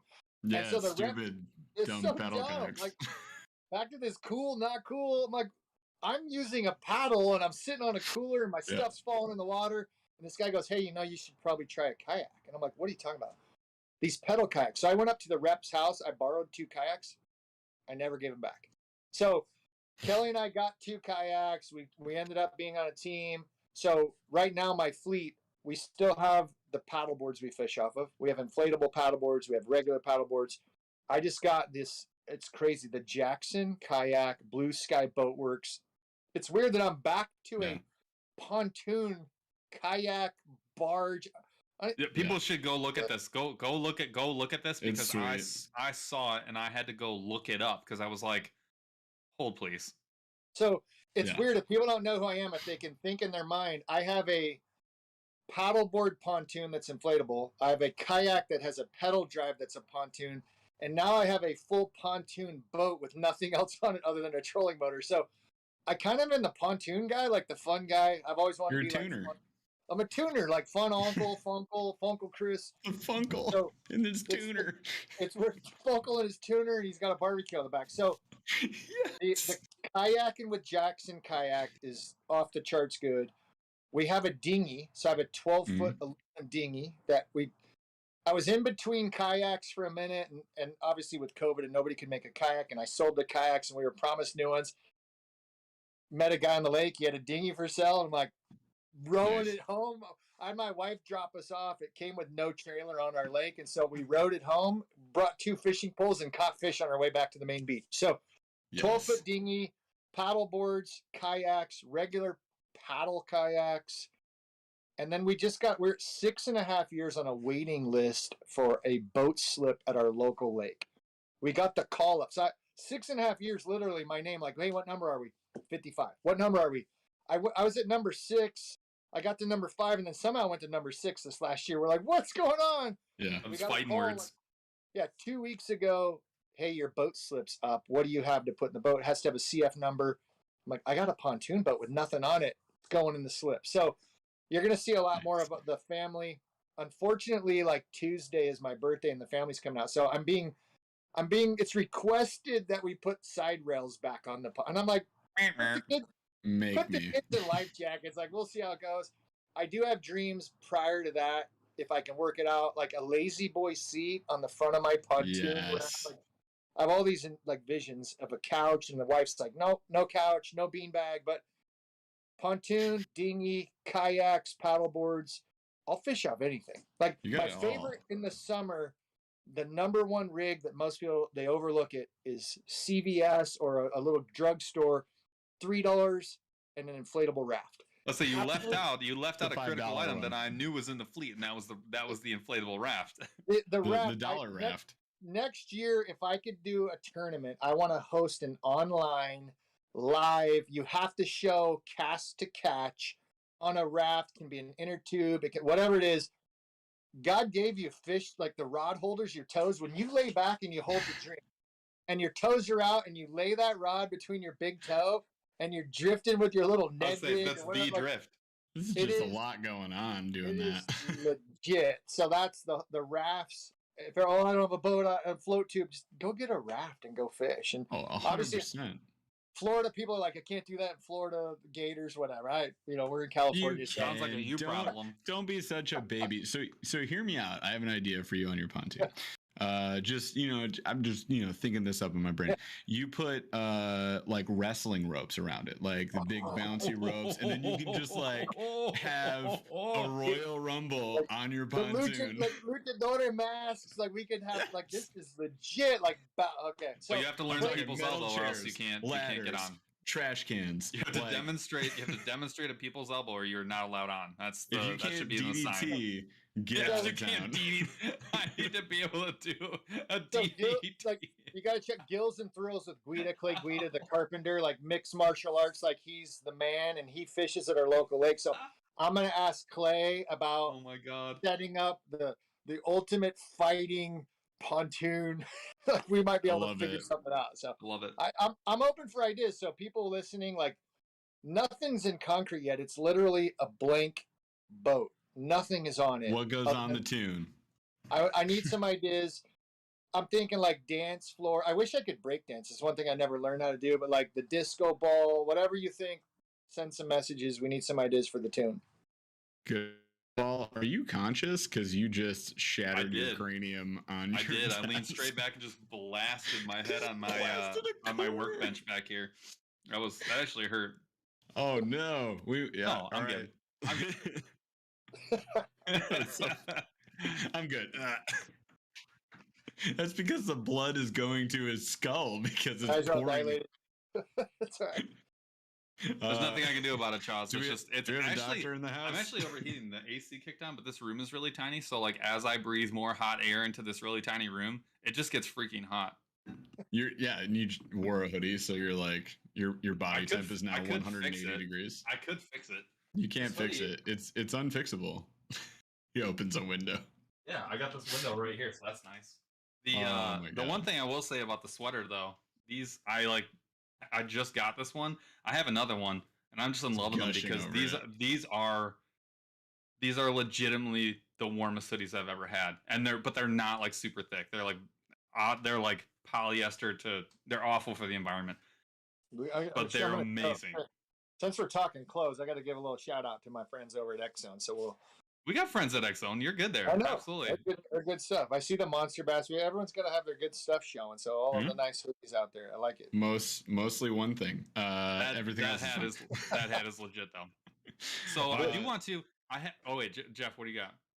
Well, I was just gonna say, did you say the name of the hoodie you're wearing? It's Drake Performance Fishing. It's Drake. So DPF. So I'm telling you guys though, these are they're called their like performance hoodies. This is not. I do not care if you go buy these or not. I do not care even the slightest bit. Not 0%. But you will be sad if you don't own one. I'll tell you right now. They're freaking awesome. They're good. If you care about your hoodies, like I do not have like a large collection of hoodies. I have a small collection of hoodies, but I like every single one of them. And that is these. I have two of these. They both make the cut. So See, I have an absurd amount because I will wear a hoodie with shorts, and I will wear them all summer long. That's what I'm doing right now. But I will. So we do. I had about 38,000 other questions, but it's 9:21. I know we got kids in the house. I know dinner's done, but we got stuff to do. So we're gonna now move to the last. We're gonna skip down to the last section. I'm putting an asterisk on all these questions because we're gonna have you both back on. But we are going only got one side of the story. We need both sides. That's what I'm saying. Like we got. It's a must. We have to be honest and impartial. You know, to the people listening. So give them the truth anyway. They need the truth from Kelly. That's what I'm saying. A 15-year-old. We need the other truth. Like the adult. We need the other truth. I always call. I need an adult. There's so I need an adult. I need an adult. Hey, those are two hams under your shirt. Hey, speaking of adult, no lie. Yeah, guess what? No, like on cue, you couldn't have planned this any better. For real, they asked for an adult. There's no way. Oh my gosh! And we got a second guest. It's real. It's happening. We have a guest star. Just got home. The star had to come from Grammy's and Poppy's house. There, the kids got out of school, so now the adults here. Walking down the driveway. I'll see you guys later. Miss America came here. So we're good. So we covered pretty much everything. We're talking about the pontoon boat. They think you mean the barge? You mean the pontoon barge? Pontoon barge. See, they're Well, saying turn it into like a wrestling ring. Oh, yeah, we're calling it the tuner. It's going to be a wrestling ring. It's going to be a blast. The kids will be down with that. They'll love that. It's good. See, so this is a segue. So you have the adult. You can ask away. You got. Well, the irony is, here's the irony. The adult is here. We're going to ask you all the non-adult questions, only the fun ones. So actually, you came at the best time. This is the most entertaining part of the show. So what we do at the end of our show, rolling thunder. We are going to hit the slow. We called it. So it used to be the lightning round, but we used to try and we used to try and ask like fast questions, but they're too much fun. So they end up going a little long. So we changed it to the slow rolling thunder round. And what we do is Monster Bass is sponsoring the show. So shout out to the folks at Monster Bass for hooking us up with a $25 online gift card that we are going to give away. And the way we're going to give it away is anyone, while we're doing the slow rolling thunder round, all you have to do to enter is chat. And you can see in the chat window right now, everyone's typing chat. They're going crazy. Chat. So they get it. They know how to do it. But all you have to do is chat, and you are entered to win. While we're going through this, keep chatting, keep asking your questions. We'll answer some of the fun questions. And then what we'll do is we will give away we will do a random drawing of all the people who are chatting. So chat away. Charles will roll it at the end. What we're going to ask you to do as the folks who are winning, if we announce your handle, your name on the chat window, when we announce your name as the winner, we are looking for you to just type in your email and press enter. We will see it. We will know it's you. No one else will be able to see your email, and we will email you a $25 gift card to Monster Bass. Good for Jeff's hat and nothing else. Just kidding. They have baits. They have all kinds of stuff. But they do have shirts too. They do have Burly Fishing swag. The shirts are unbelievable. Jeff and I do not compromise. Right? They are amazing. They have our socks, and I'm going to throw in an extra pair of socks. Like we got them. Oh yeah, we got to add that in. So there will be. Should we do two drawings or just one? Let's do one. If you want to do whatever, we'll just give an extra pair of socks to the winner. So it's fine. We're gonna do one, so we'll have it like a big prize this time. Big winner. So you get a $25 gift card and socks. Yeah, that's awesome. Yeah. So now you don't have to use your $25 gift card to get the socks. You can go get the Burly tee, and you're still going to get the socks. Or you can buy 2 pairs of socks and do whatever you want. Live your own life. Anyways, we're going to get into all the socks. We're going to get into the slow rolling thunder round now. We're adjusting. So we're going to make a family adjustment. Here we go. You're gonna want to be comfortable for this. You're You're both going to need to sit down. We've got some hard-hitting questions coming your way right now. We're going light up front. We're going to do so. We're doing this. All right. Because we're going to get. Okay, I'm moving stuff around on the desk. We got yerba mate. We got lighting changes. We got some Kirkland water there. Fantastic stuff. I love it. Desk. There you go. It's California. Kelly's that's probably normal. Let's say we lost Kelly, so that's gone. Earthquake. Yeah. She's getting a chair. Like she's like this. Is like we're through a test. We're getting grilled. It's getting nervous. Right, this is what you want. Okay, we're almost ready. All right, we ready? Ready. Are we ready? Now we're ready. Presenting slow rolling thunder. Okay, you gotta lean over. Okay. She's got it. I think she slid. She slid in. Okay. All right. All right. Is that? Oh man, I think moving your camera and internet are so mad at you moving it.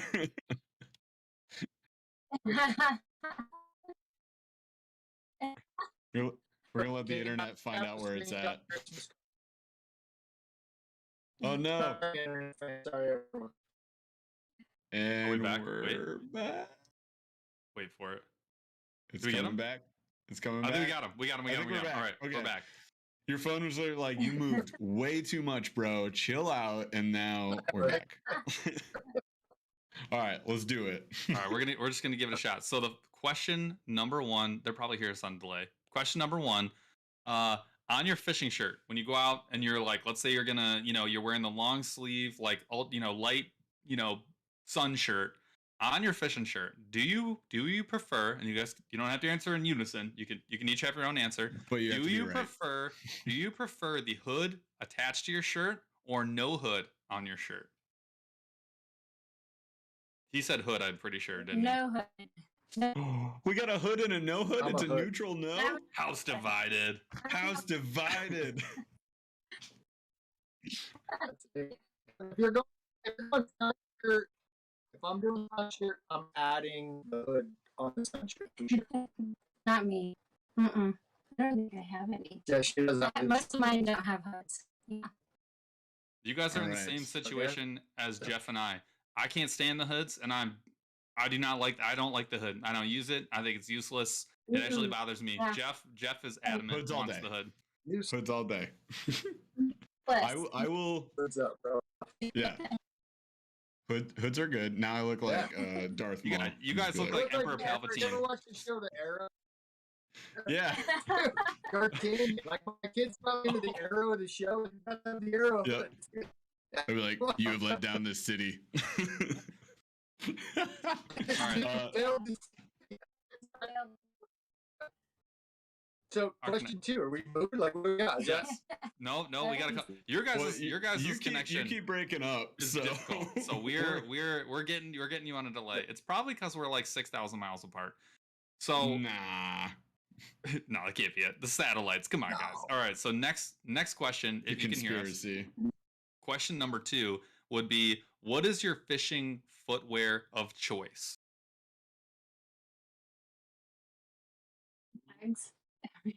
Mine's barefoot. Oh no! John gets a point. Uggs? Oh my gosh! I was actually going to ask about that. 2 answers. I have seen it. I have seen. Yeah, you guys really are house divided. I have seen the Uggs on enough bank fishing trips. But you know that the reason I had the question, they're spotless. They look like they just came out of Tom Brady's closet, and I'm just wondering. I'm wondering how you do that on the bank. I don't know.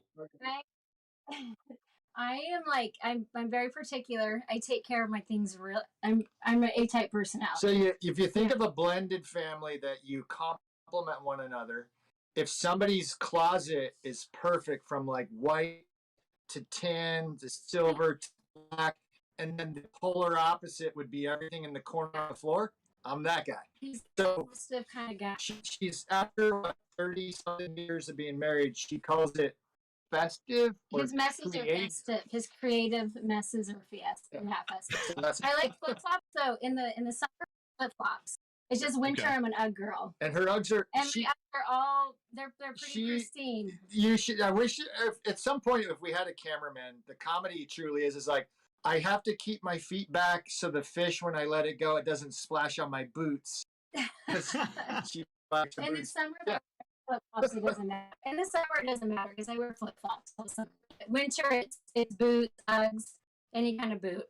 Yep. I think every question will be exact. Yep. I was about to say, you guys are. Nice. I like it. You guys are human yin yangs. This is amazing. Like, this is legit. I'm impressed. But I will say the persistence on the fish releases, and I don't know how you're doing on the bank. I have no idea. Like, it looks like you plastic wrap them when you go because they're all pristine. And I noticed. Oh yeah. And I am not the trash bags from Christmas. And I'm a Crocs guy, so it's not like I'm looking for this. I just noticed. That's a compliment. Thank you. I appreciate that because I try. I just see her. She's got a toothbrush. She's got a toothbrush afterwards. So now she's gonna be like, she's like, oh, I have a spot on those boots. Now I can't wear them because people are looking. I have to say, I do own a lot of pair of boots, so I can rotate them as well. So yeah, I have a lot to choose from. I get that as part of the strategy, but it's working. And like I said, I'm not a shoe guy, and I noticed that's to put it mildly. I have 2 pairs of Crocs, a dead pair that will kill me if I walk on concrete with them, but I cut the grass in those now. And then I have the other pair that has a little more grip. That's the extent of my footwear collection. So let's not. I'm not.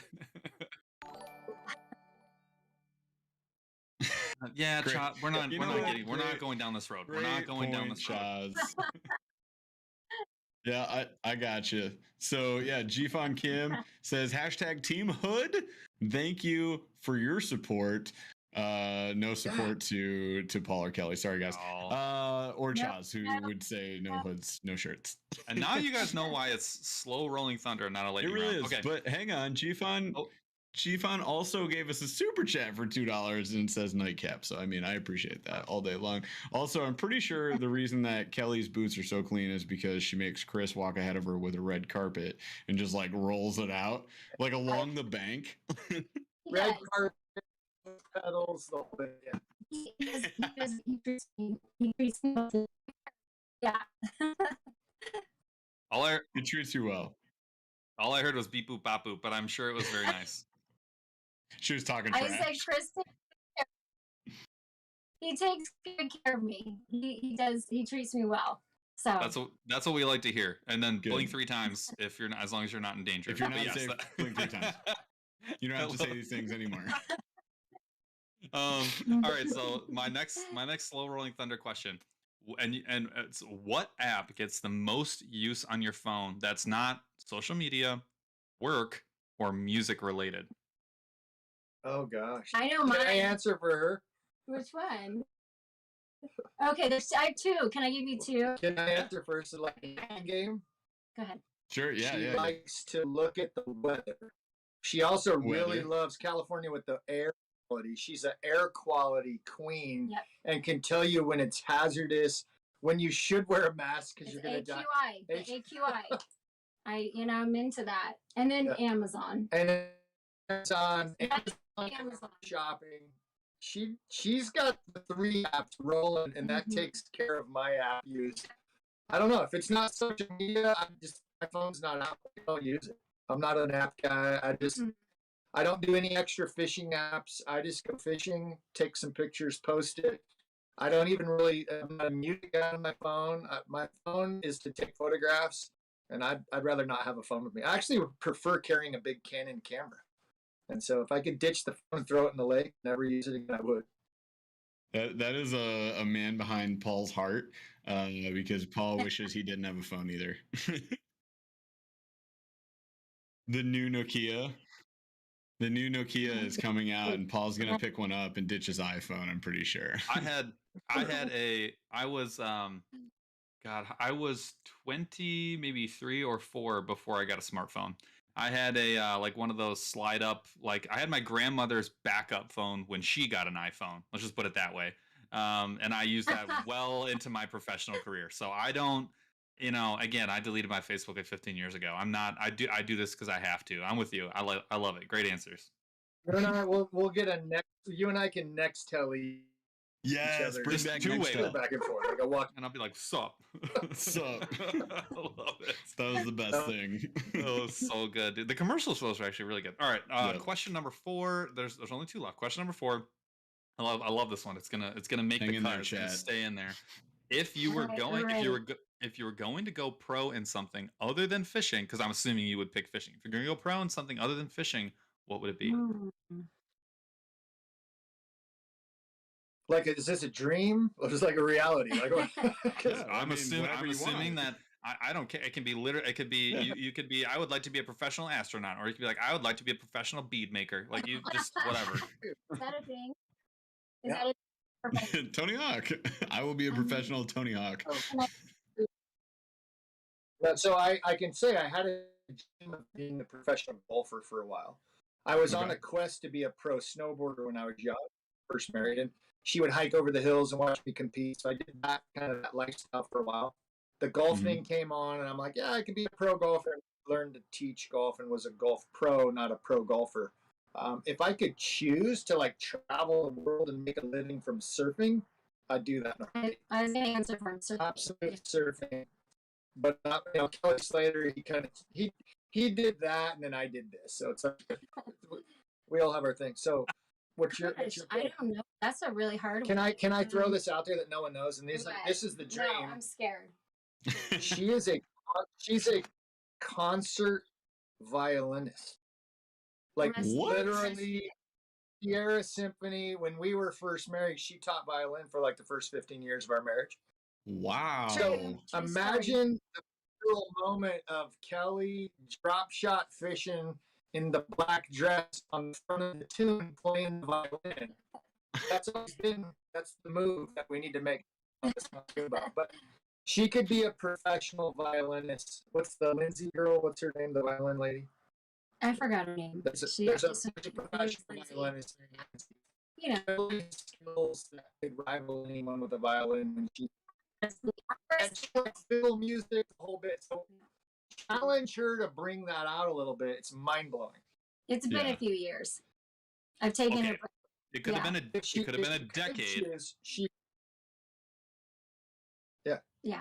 been a decade, but go ahead. You could go break that out of a case and still blow my. We're just saying it wouldn't matter if it'd been 5 years or a decade. Yeah, Lindsay Sir. Okay, yeah, she does like concerts and costumes and dances and stuff. Yeah, that's awesome. This one could do that, but home decorating, Martha Stewart, she could. That's her deal. Like HGTV. Go pro. If there's pro for shopping, like if you could go pro and good shoppers, personal shoppers. I like to shop. And I share there's a thing called the Kelly Shuffle. And like our family does the Kelly Shuffle. We like to go to the discount store. So like Home Goods, go to Ross. Even out here, there's a place called Grocery Outlet where you get groceries at discount. She's called it the Food Ross. So we'll do like the Marshalls, TJ Maxx. That's known as the Kelly Shuffle. Rack. We have a Nordstrom Rack. To get clothes and make the dollar, like we're talking about how I'm making money to make it all work, and she's working. We're doing all these family businesses. It's a treasure. To extend the dollar value. Yeah. She's already a pro. So she is pro at that. So it's not about if she could go pro. She's a pro. I would go into home design. Home design. That's my hobby. I love it. That's a good answer. No, that's a great answer. I'd watch the show. My answer was like, when we first did this was like woodworking, and I'm sticking with it. So it can be anything. So those are all good answers. All good answers. Yeah, anything you want. Real quick, super chat from official DeBurly hype man _AKA Paul's Razor flip phone. He changed his name again. This guy changes his username like 5 times an episode. It's hilarious. He says there isn't a job these folks haven't had, and it's so awesome. Chaz, please spam all their handles and links. And Chaz has done that, folks. Check the chat. There's all the links right there. Awesome. All right, final before we do the final question, Chaz, I want you to roll the winner. So while we're answering the question, we can wait for the person to send their email. I'm trying to get better at this. This is keeping preserving the end of the show. Westfall Outdoors. Westfall Outdoors. Congrats, my man. I know that you are I think you're in the Snorlax crew. Westfall Outdoors. And it's a grand prize this time, you guys. So it is both the $25 online Monster Bass gift card as well as a pair of fish socks, which is fantastic. So just message us. Yeah. Go to the Instagram page or the website, message us. We'll just make sure we want to take care of them. Yeah. Right size, whatever species, we got you.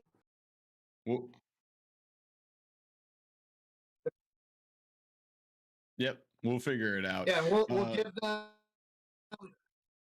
them the inaugural Ned socks. We'll make the good. It's gonna be great. Oh man, you guys are not ready for this, chat. You're not. You guys are not. This is too good. Westfall, where are you at, brother? Come on. While we're waiting for him, we have a last question. So we got a second here. So last one, slow rolling thunder, very slow. Very slow. What are your top 3 gas station foods. So they have to be purchasable from the gas station. Or they can be beverages. You could do 3 beverages. I prefer to see a food, but you could throw a beverage in there if you want. Okay, gas station. Let's see here. I like to grab like a kombucha from a gas station. They It's usually only have in them. California. Yeah, I don't know if you guys have where you are. And then I do eat healthy usually, but one of my my guilty pleasures are donuts. I was gonna say maple donut. So a maple donut. My favorite last trip on our way to Disneyland was the Krispy Kreme. The Krispy Kreme. No, cinnamon roll. I got a cinnamon. Yeah, it's our little doggy. So let's get a donut, a kombucha. I know it sounds really bad together. I don't usually eat it together, but and then it makes sense. It makes sometimes sense. like what else do I? Sometimes you get it from Yin and yang. yeah. Yeah. What else? So we road trip, and we'll always we stop at truck stops are my jam. Like if you go to a truck stop, there's a truck stop on I-5 going to California. Best t-shirts. Cinnabon. She went in and she destroyed her and the Cinnabon lady. She's like talking to my wife. She's like, "Oh, she's so beautiful." And they became friends, like best friends, literally in a truck stop. And Kelly walked out with like a dozen Cinnabons. I did get Cinnabons. So yeah, cinnamon rolls, the donut. Kelly crushes it with that. I love a peanut butter filled pretzel. You don't always find those, but they're at the truck stops. If I'm in a pinch, a guayaki yerba mate and a tube of Pringles, and I'm like a happy dude. Like that. What Pringles? Like, what Pringles? I used to flavor. I'm straight standard Ridge Pringle guy. I love the sour cream. They have MSG in. Yeah, they do. That's why they're so good. She takes care of me. Don't read the MSG. It's the best, but the originals don't have MSG. So I used to work for Kellogg's, and I used to actually buy the seasonings for Pringles. So I know I've had all the experimental Pringles. I have every flavor of Pringles you can possibly have. I've had all of the combos. My favorite, they have a chicken, a spicy chicken taco. It's unbelievably good. It's like stupid good. It's awesome. I love it. That would make sense for California. Yeah. I'm a big peanut guy, the spicy peanuts. I tease my son and I when we go disc golfing first thing in the morning, and we go to Southern California, take the kids to Disneyland, and our tradition now is to go play around a disc golf. Hot peanuts and a diet Monster. I don't know why. It's just become my thing. Gross. He hates but it's like the poison can. Those are awesome. Disneyland, you're eating bad food. The Monster, you gotta have a blue Monster. But the wasabi, almonds, any kind of nut like that in a drink at a gas station, you don't need food. That's a meal replacement, and you're good to go. That's so true. 100% facts. So did we ever get Westfall Outdoors? Did we ever get an email? We're figuring out. He's here, and it's doing what it did a few episodes ago where it wasn't letting them post. So just there you go. Yeah, we'll get it. And then and Westfall, you can hit us up on Instagram. I'm pretty sure I know you have an Instagram, so he's hit us up there too. Snorlax crew member, so we'll take care of you, brother. Don't worry about it. Westfall, we'll take care of you. Yeah, Westfall, we'll take care of you. Don't worry about it.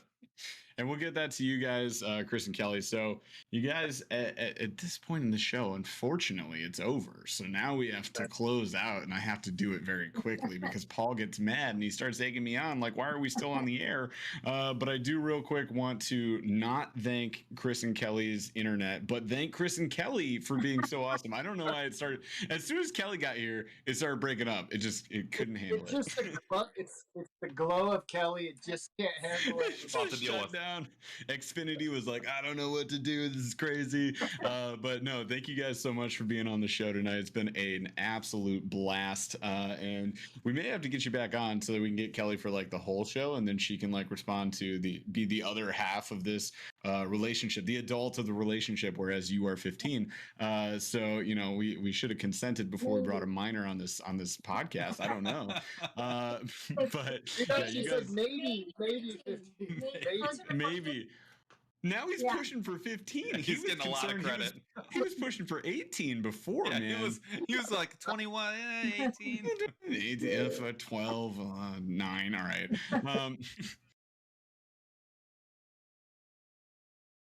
Yeah. The shirt. We'll get them. Yeah, I got them. I'm not worried about it.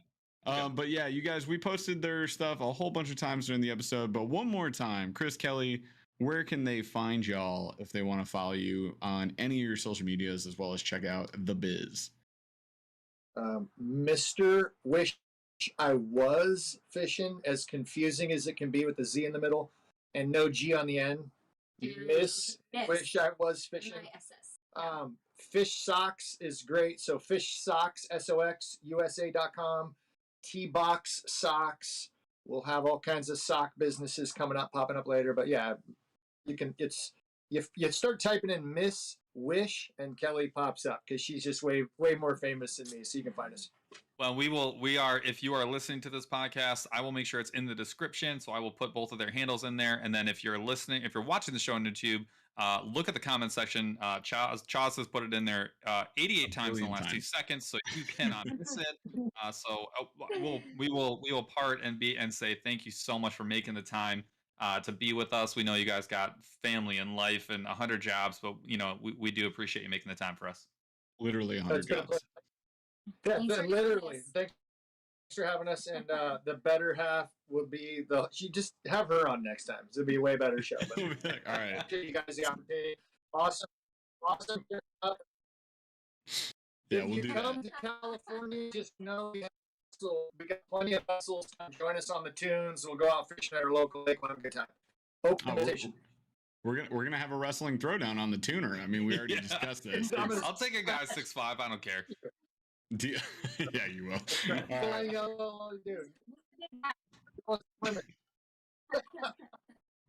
All right. Well, it has been an absolute blast, you guys. Hopefully, everybody in chat, you've had a good night as well. And we're going to leave you now, but we love you, and we will be back next week as well. Thursday, we have... no, we will be back not live next week. This is a good reminder. We're going to be fishing the St. Lawrence with the Monster Bass team, so you can rest assured we're going to probably do some Instagram lives.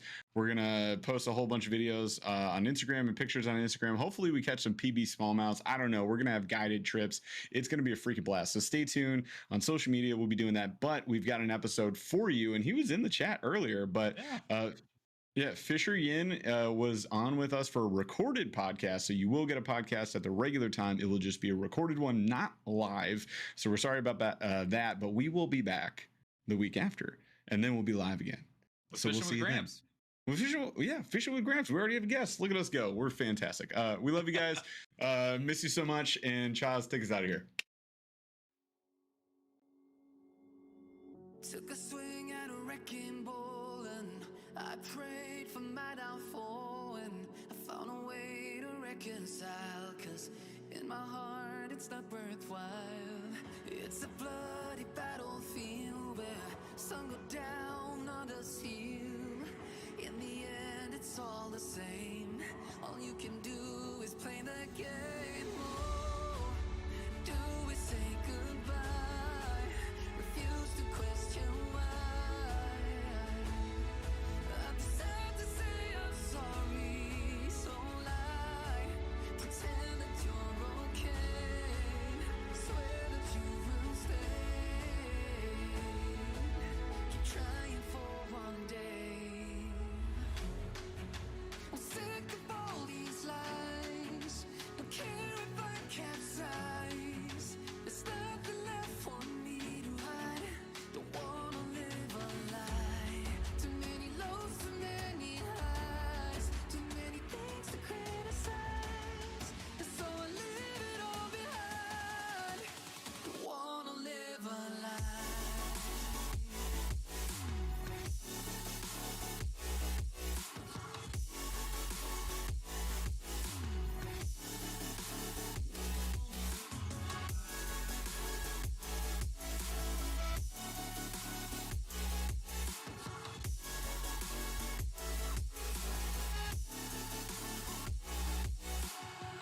Life kept spitting at my feet and forced me down a dead-end street, when all I had went up in flames, burning only dark remains. I cover up every part of my skin, oh, 'cause I don't like the person within, oh. I know I'm the one to blame. All I can do is take the shame, oh. question why I'm too sad to say I'm sorry. So lie and pretend that you're okay. Swear that you will stay. Keep trying for one day.